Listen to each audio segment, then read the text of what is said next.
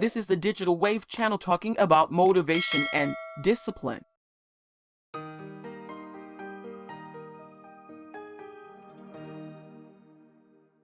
Motivation and discipline. These two words seem to be used interchangeably, especially in the health space. And when a coach preaches motivation, it instantly makes me believe them less. Why? Because they are completely different things. I won't say they are mutually exclusive, but we need to shift the way we think about how these two desirable qualities work on their own, together, and how to apply them in our lives when they're around. Motivation. Motivation is what we need to be inspired to make a change. It is worth reflecting on what motivates you to want to make changes in your life that will benefit your health. What have been the main things that motivated you to consider making changes? Do you want to improve your energy levels and feel confident in yourself? Or perhaps it has been your family and the people around you encouraging you to make healthy changes. Psychologists have determined two different types of motivation: extrinsic motivation, which occurs when we are motivated to engage in an activity or perform a behavior to earn a reward or avoid punishment, and intrinsic motivation. This involves engaging in behavior or activity because we find it personally rewarding. Intrinsic motivation plays off our internal interests and values. Discipline.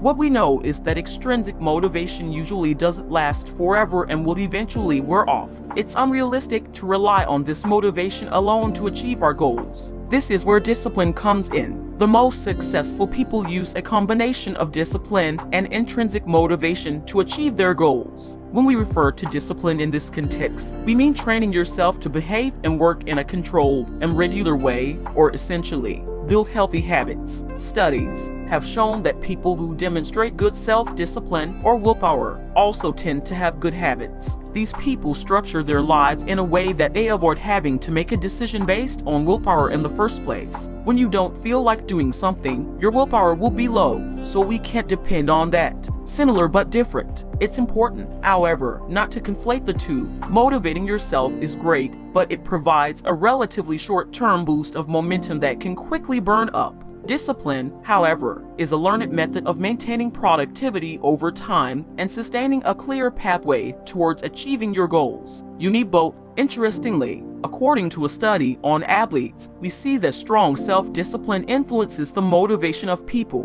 Being disciplined can be more draining if motivation is based on external factors, and you are much more likely to end up burned out and exhausted by your tasks.